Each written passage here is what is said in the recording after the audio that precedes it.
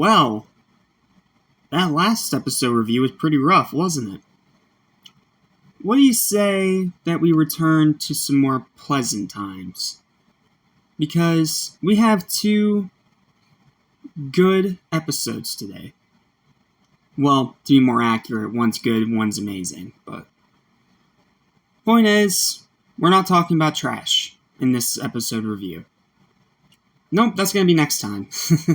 Because like I said, this season's very inconsistent. But when it's good, it's really good. And we're going to talk about that right now in this review. So, what's up? What's happening? What's going on? Welcome back to Anime Station. It was for anything and everything animation, including a sponge lives a pineapple under the sea, and TVs and movies as well. I am your host, Jackson Small, and welcome back to SpongeBob Mud Chapter 5 episode reviews. Today we are talking about Fungus Among Us and the beloved Spy Buddies. So, you guys know how it works by now. I talk about each one individually, some of my favorite moments, and give them a final score, and at the end I give my final thoughts and rank the two episodes against each other. Even though we already know which one's going to win. So, without further ados or delays, let's begin with Fungus Among Us. And my thoughts on this episode may be a little bit controversial.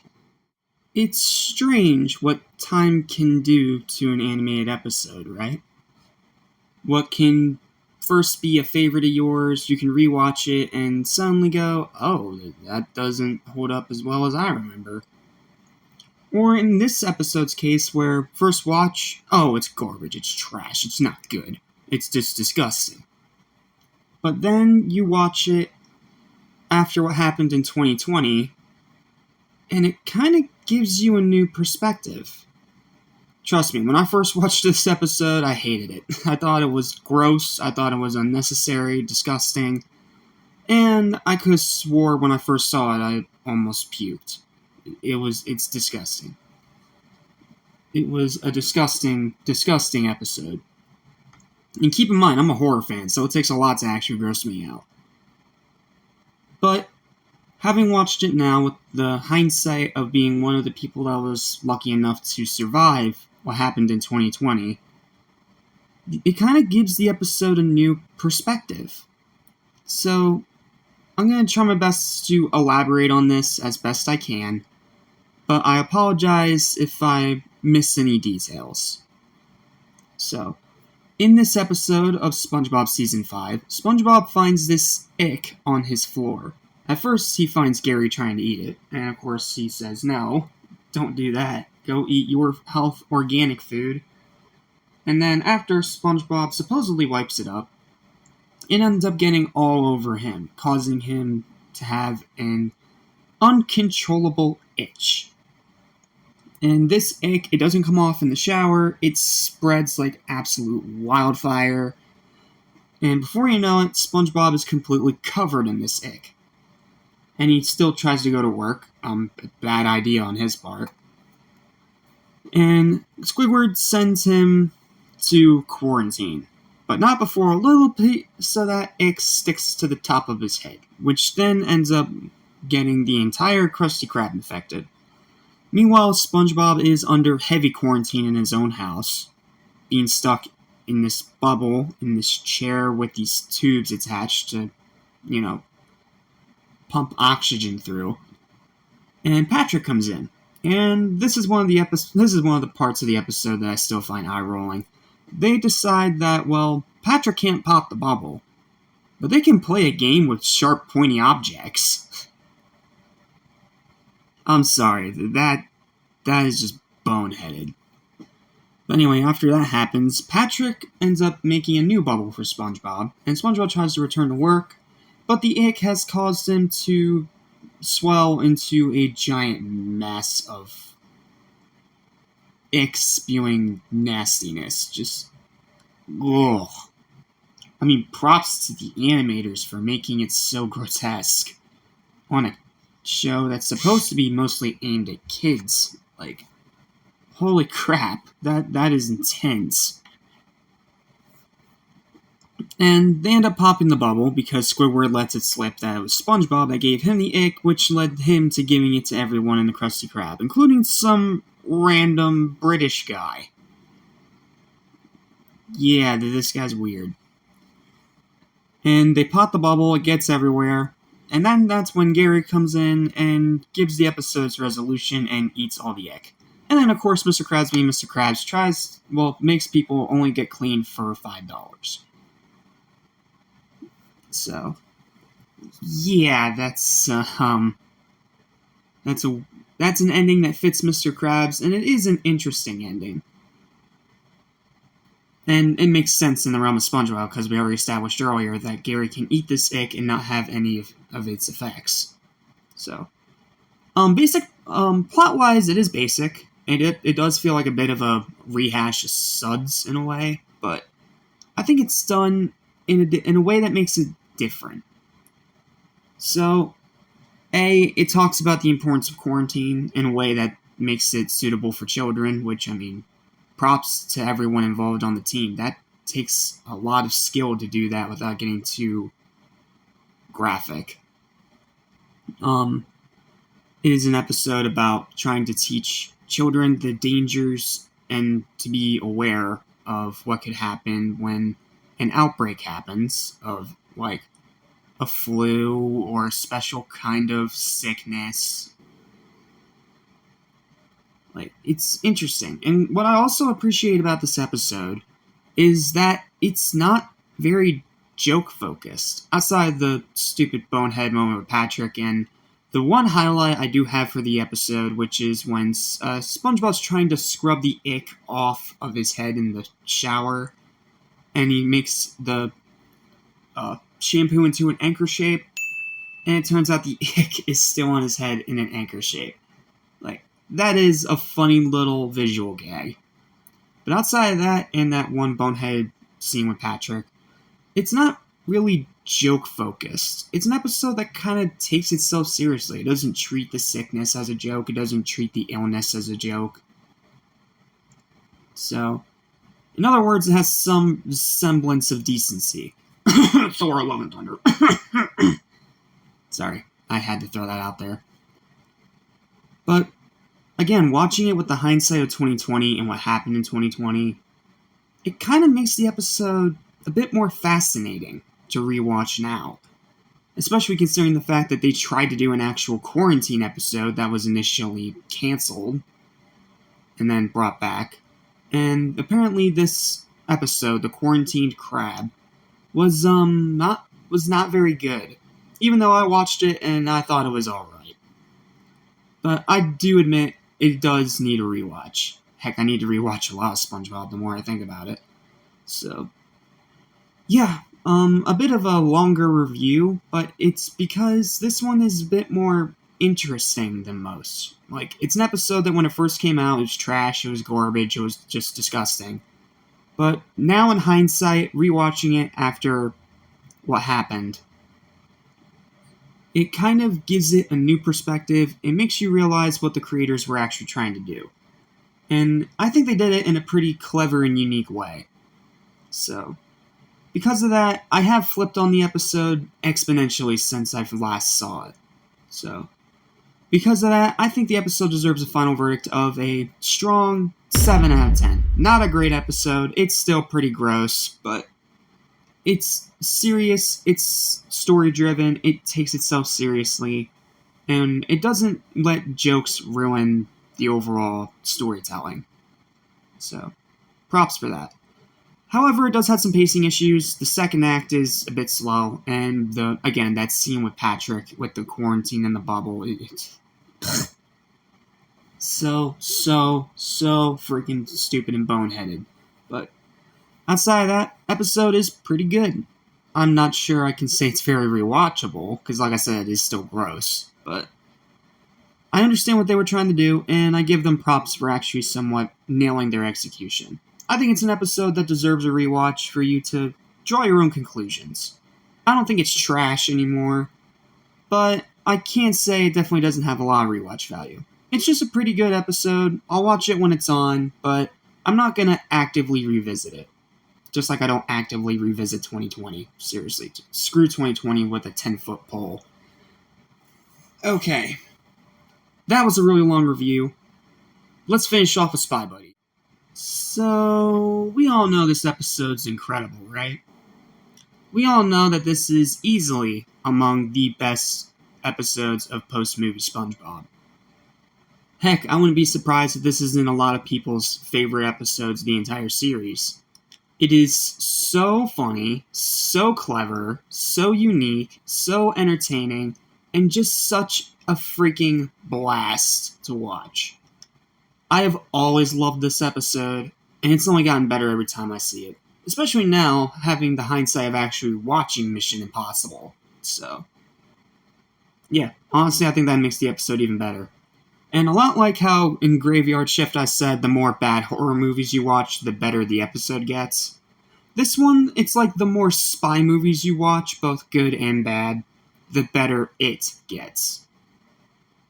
And even before taking that into account, this is still a phenomenal episode, and it's been a fan favorite of many for a long time, so I can only hope I can give it its due, and do my best to summarize why this episode's so freaking great. So, let's talk about it. In this episode, Krabs sends SpongeBob and Patrick on a spy mission to keep an eye on Plankton, because he hasn't attacked the Krusty Krab in over a month. So, they get spy gear, they steal spy gear from Sandy, go after Plankton, and the episode just goes bonkers nuts from there.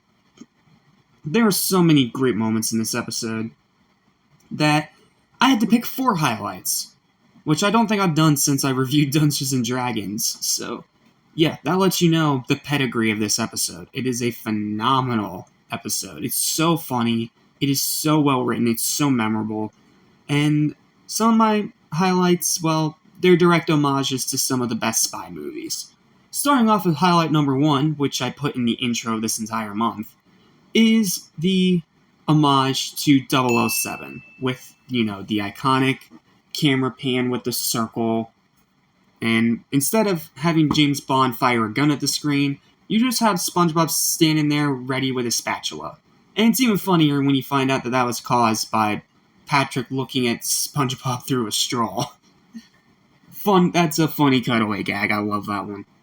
Then the second one, probably one of the most memorable parts of this entire episode, is the Mission Impossible homage, where we have SpongeBob and Patrick in their house with an exploding Krabby Patty. Mr. Krabs even says that famous line from Mission Impossible, "Your mission should you choose to accept it." And even says, well, of course, this message will self-destruct in 10 seconds. Like, obviously, big Mission Impossible homage. Big Mission Impossible homage.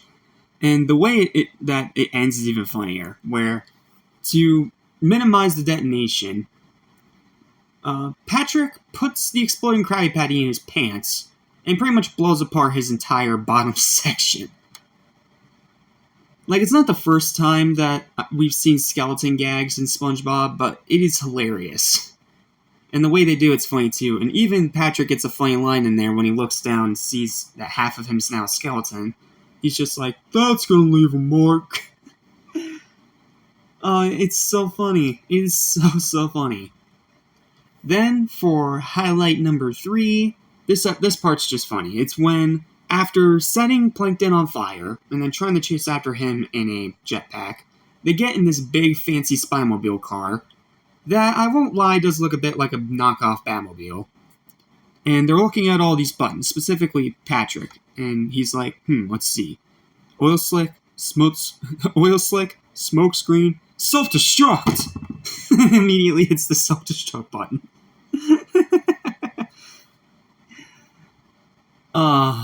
That part's just too funny, because it's like, oh, I knew Patrick was going to do it, but it still made me laugh. Awesome freaking part of the episode. I love that little gag. And then, of course, we have the most famous/infamous part of this episode, the butt laser. Almost all the scenes with this butt laser are funny, and it's some of the most iconic Patrick moments in SpongeBob. "This looks like a job for Patrick Star Laser Pants!" The way he lasers off the top of the chum bucket, to how he starts having indigestion, causing the laser to destroy the chum bucket from the inside. Like, it is funny. Like, it is brief, but it is funny. Heck, this part is so famous now in SpongeBob that it is now a fighting move in All-Star Brawl. It's part of Patrick's moveset. I believe it's his down special. Like, that's funny. That is absolutely hilarious. And then there's the ending.